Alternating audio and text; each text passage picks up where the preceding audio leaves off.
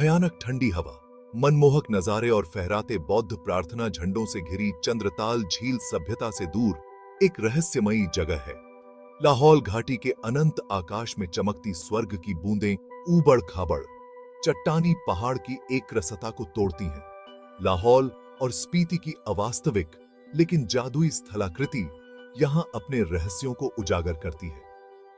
अर्धचंद्राकार चंद्रमा झील, जैसा कि इसके नाम से ही पता चलता है, कई दिलचस्प किंवदंतियों, लोक कथाओं और एक रहस्य से जुड़ी हुई है जो सीधे एक्स फाइल्स से ली गई है, जो साहसी लोगों की रुचि को बढ़ाती है। रात के आसमान में झूमता हुआ एक हिममानव चंद्रताल अक्सर यूएफओ देखे जाने की खबरों के कारण चर्चा में रहा है।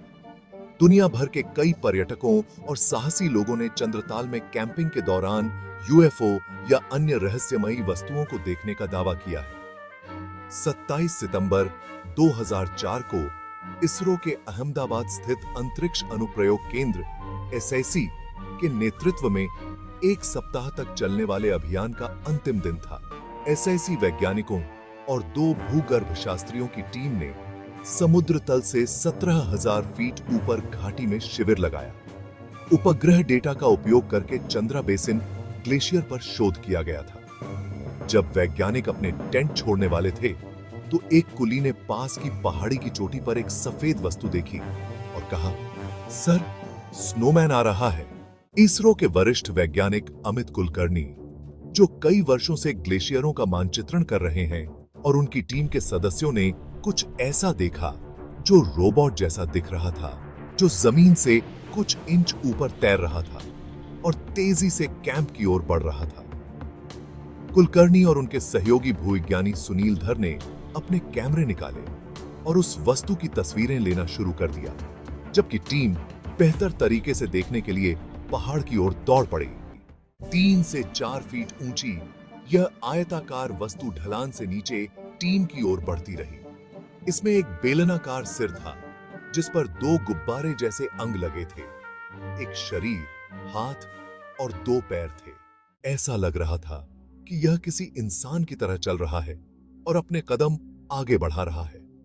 जब यह वैज्ञानिकों से 50 मीटर दूर पहाड़ी के निचले किनारे पर पहुंचा तो यह वस्तु घबरा गई। कुछ सेकंड तक स्थिर खड़े रहने के बाद इसने रिज टॉप की ओर 70 डिग्री की खड़ी चढ़ाई शुरू कर दी। यह आकाश में गायब होने से पहले 5 मिनट तक शिविर के ऊपर मंडराता रहा। वैज्ञानिकों के बिना इस दृश्य को एक अनजाने हवाई घटना के रूप में खारिज करना आसान होता। तस्वीरों की समीक्षा करने के बाद यूएफओ गुब्बारों का एक समूह प्रतीत हुआ, लेकिन इसकी गतिशीलता और उड़ान पथ किसी भी गुब्बारे या मानव चालित उड़ने वाले वाहन से अलग था। वैज्ञानिक अभी भी उस अजीबोगरीब घटना के उत्तर की तलाश कर रहे हैं, जिससे रहस्यमयी झील में और भी आग लग गई है। स्थानीय लोगों और यात्रियों ने यहां यूएफओ और अन्य अलौकिक घटनाओं के कई बार देखे जाने की सूचना दी है। लेकिन क्या यह सब सच है या यह सब प्रकाश की चाल है? यह झील केवल यूएफओ रहस्य का घर नहीं है। यह सुनने में भले ही अजीब लगे, लेकिन पौराणिक चंद्रताल झील कई अन्य किंवदंतियों से भी जुड़ी हुई है।